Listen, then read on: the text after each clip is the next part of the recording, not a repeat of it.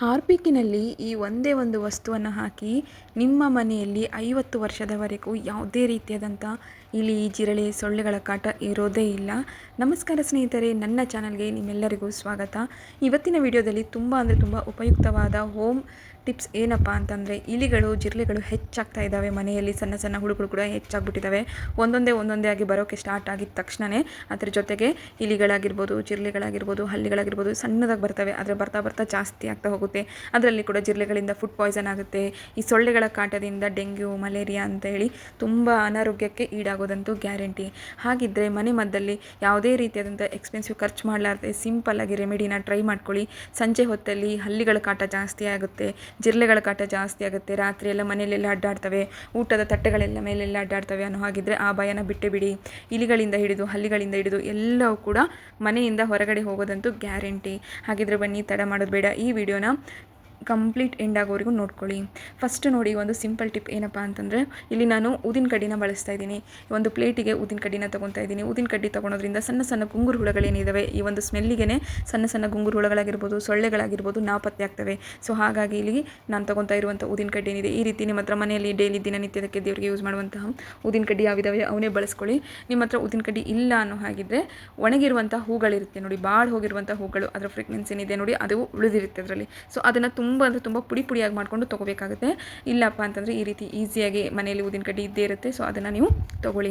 ಈಗ ಮೇಲ್ಗಡೆ ಭಾಗ ಏನಿದೆ ಅದನ್ನು ಕಟ್ ಮಾಡ್ಕೊತಾ ಇದ್ದೀನಿ. ಕಡ್ಡಿ ಏನಿದೆ ಕಡ್ಡಿನ ಬಿಟ್ಬಿಟ್ಟು ಕೇವಲ ಊದಿನ ಕಡ್ಡಿನ ಪುಡಿ ಏನಿದೆ ಅದನ್ನು ತೊಗೊತಾ ಇದ್ದೀನಿ. ಇದನ್ನೇನು ಪುಡಿಯಾಗಿ ಕುಟ್ಕೋಬೇಕು ಅನ್ನೋದೇನಿಲ್ಲ, ಜಸ್ಟ್ ಈ ರೀತಿ ಇದ್ದರೆ ಸಾಕಾಗುತ್ತೆ ನೋಡಿ. 1 ಅಥವಾ 2 ಊದಿನ ಕಡ್ಡಿನ ಬಳಸ್ಬೋದು. ದೊಡ್ಡದಿತ್ತಂದರೆ ಒಂದೇ ಸಾಕಾಗುತ್ತೆ. ನಾನು ಇಲ್ಲಿ 1 ಊದಿನ ಕಡ್ಡಿನ ಬಳಸ್ಕೊತಾ ಇದ್ದೀನಿ. ಕಂಪ್ಲೀಟಾಗಿ ಅದನ್ನು ಎಲ್ಲ ಕಡ್ಡಿನೆಲ್ಲ ತೆಗೆದುಬಿಟ್ಟು ಬರೀ ಊದಿನಷ್ಟೇ ತೊಗೊತಾ ಇದ್ದೀನಿ. ಈಗ ಇದಕ್ಕೆ ನೋಡಿರಿ, 1/2 ಟೀ ಸ್ಪೂನ್ ಆಗುವಷ್ಟು ಸೋಡಾನ ಬಳಸ್ತಾ ಇದ್ದೀನಿ. ಸೋಡಾ ಬಳಸೋದ್ರಿಂದ ಈ ಸಣ್ಣ ಜಿರಳೆಗಳೇನಿದ್ದಾವೆ ಮನೆ ಬಿಟ್ಟು ಓಡೋಗ್ತವೆ, ಅದಕ್ಕೆ ಹೊಟ್ಟೆ ಉಬ್ಬರುತ್ತೆ. ಹಾಗಾಗಿ ಆ ಜಾಗದಿಂದ ಅದು ಇರೋದಿಲ್ಲ. ನೆಕ್ಸ್ಟ್ ಬಂದುಬಿಟ್ಟು ಇದಕ್ಕೆ ಹಾರ್ಪಿಕ್ನ ಬಳಸ್ತಾ ಇದ್ದೀನಿ. ಹಾರ್ಪಿಕ್ನ ಹಾಕಿದ ತಕ್ಷಣವೇ ಎಂಥ ಇಲಿ ಇರಲಿ, ಎಂಥ ಜಿರಳೆಗಳಿರಲಿ ಇರೋದೇ ಇಲ್ಲ. ಇಲಿ, ಜಿರಳೆ, ಹಲ್ಲಿಗಳ ಕಾಟ ನಿಮಗೆ 90% ಕಮ್ಮಿ ಆಗೋ ಚಾನ್ಸಸ್ ಇದೆ. ಒಂದು ಸತಿ ನೀವು ಟ್ರೈ ಮಾಡಿ ನೋಡಿ, ಈ ರೀತಿ ಬುರುಗು ಬರೋಕ್ಕೆ ಸ್ಟಾರ್ಟ್ ಆಗುತ್ತೆ. ಹಾರ್ಪಿಕ್ ಹಾಕಿದ ತಕ್ಷಣ ಈ ರೀತಿ ಬುರುಗು ಬರುತ್ತೆ. ಈಗ ನೋಡಿ, ಹಾರ್ಪಿಕ್ ಹಾಕಿ ಇದನ್ನು ಕಲಿಸ್ಕೋಬೇಕಾಗುತ್ತೆ. ಒಂದು 2 ನಿಮಿಷಗಳ ಕಾಲ ಕಲಿಸ್ಕೋಬೇಕು. ಕಡ್ಡಿ ನೋಡ್ತಿತ್ತಲ್ವ, ಅದೇ ಕಡ್ಡಿನೇ ನಾನಿಲ್ಲಿ ಬಳಸ್ತಾ ಇದ್ದೀನಿ. ತುಂಬ ಸ್ಮೂತಾಗಿ ನೀಟಾಗಿ ಒಂದು ಕಡ್ಡಿಯ ಸಹಾಯದಿಂದ ತಿರುಗಿಸ್ತಾ ಬನ್ನಿ. ಅಂದರೆ ಮಿಕ್ಸ್ ಆಗಬೇಕು, ಒಂದು ಊದಿನ ಕಡ್ಡಿ ಜೊತೆಗೇನಿದೆ ಅದು ಮಿಕ್ಸ್ ಆಗಬೇಕು. ಸೊ ಆದ ಕಾರಣ ಈಗ ಇದರಲ್ಲಿ ನಾನು 2 ಟಿಪ್ನ ಮಾಡಿ ತೋರಿಸ್ತಾ ಇದ್ದೀನಿ. ಸೊ ಹಾಗಾಗಿ ಫಸ್ಟಿಗೆ ನಾವೇನು ಬುರ್ಗ್ ಮಾಡ್ಕೊಂಡು ಇಟ್ಕೊಂಡಿರುವಂಥ ಹಾರ್ಪಿಕ್ಕಿನ ವಾಟರ್ ಅಂತ ಹೇಳ್ಬೋದು, ಅಥವಾ ಹಾರ್ಪಿಕ್ಕಿನಿಂದ ನಾನು ಈಗ ರೆಡಿ ಮಾಡ್ಕೊತಿರುವ ರೆಮಿಡಿನ್ ಏನಿದೆ ಅದನ್ನು ಒಂದು ಬಾಕ್ಸಿಗೆ ಹಾಕ್ಕೊಳ್ಳಿ ಅಥವಾ ಒಂದು ಕಂಟೈನರ್ಗೆ ಹಾಕ್ಕೊಳ್ಳಿ. ನಾನು ಇದನ್ನು ಹಾಕಿ ಸೈಡಿಗೆ ಇಟ್ಕೊತಾ ಇದ್ದೀನಿ. ಉಳಿದಿರುವಂಥದ್ದು ಒಂದು ಪ್ಲೇಟ್ನಲ್ಲಿ ಏನು ಉಳಿದಿತ್ತಲ್ವ, ಈ ಒಂದು ರೆಮಿಡಿನ ನೀವು ಮಾಡ್ತಾ ಇದ್ದೀರಾ ಅಂದರೆ ಸಂಜೆ ಹೊತ್ತಲ್ಲೇ ಮಾಡ್ಕೊಳ್ಳಿ. ಯಾಕಂದರೆ ಮಕ್ಕಳು ಮಲಗಿದ ಮೇಲೆ ಮಾಡೋದ್ರಿಂದ ಮಕ್ಕಳು ಇದನ್ನು ಮುಟ್ಟೋದಿಲ್ಲ. ಸೊ ಇದು ತುಂಬ ಎಫೆಕ್ಟಿವ್ ಆಗಿದೆ. ಜಿರಳೆಗಳಾಗಿರ್ಬೋದು, ಹಲ್ಲಿಗಳಾಗಿರ್ಬೋದು, ಇಲಿಗಳಾಗಿರ್ಬೋದು ಎಲ್ಲವನ್ನು ಓಡಿಸೋದಕ್ಕೆ ತುಂಬ ಎಫೆಕ್ಟ್ ಆಗಿರೋದ್ರಿಂದ ಈ ಒಂದು ಸಮಯ ಬೆಸ್ಟ್, ನೈಟ್ ಟೈಮ್ ಏನಿದೆ ಬೆಸ್ಟ್ ಇರುತ್ತೆ. ಇಲ್ಲಿ ನಾನು 1 ಕಪ್ ಆಗುವಷ್ಟು ಗೋಧಿ ಹಿಟ್ಟನ್ನು ಬಳಸ್ತಾ ಇದ್ದೀನಿ. ನಿಮ್ಮ ಹತ್ರ ಗೋಧಿ ಹಿಟ್ಟಿತ್ತಂದರೆ ಗೋಧಿ ಹಿಟ್ಟನ್ನ ಬಳಸಿ, ಕಡಲೆ ಹಿಟ್ಟಿತ್ತಂದರೆ ಕಡಲೆ ಹಿಟ್ಟನ್ನಾದರೂ ಬಳಸ್ಕೋಬೋದು. ಗೋಧಿ ಹಿಟ್ಟು ಅವೈಲೇಬಲ್ ಇರೋದ್ರಿಂದ ನಾನು ಗೋಧಿ ಹಿಟ್ಟನ್ನ ಬಳಸ್ತಾ ಇದ್ದೀನಿ. ಈ ರೀತಿ ನೀಟಾಗಿ ಒಂದು ಸತಿ ಕಲಗಿಸ್ಕೊಳ್ಳಿ. ಈ ಒಂದು ಹಾರ್ಪಿಕ್ ಏನಿದೆ ಗೋಧಿ ಹಿಟ್ಟು ಜೊತೆಗೆ ಮಿಕ್ಸ್ ಆಗಿದ ತಕ್ಷಣವೇ ಅದರ ಸ್ವಾದ ಏನಿದೆ ಗೊತ್ತಾಗೋದಿಲ್ಲ. ಅಂದರೆ ವಾಸನೆ ಏನು ಬರುತ್ತಲ್ವ, ಜಿರಳೆಗಳಿಗೆ, ಇಲಿಗಳಿಗೆ ಸ್ಮೆಲ್ ಬರೋದಿಲ್ಲ.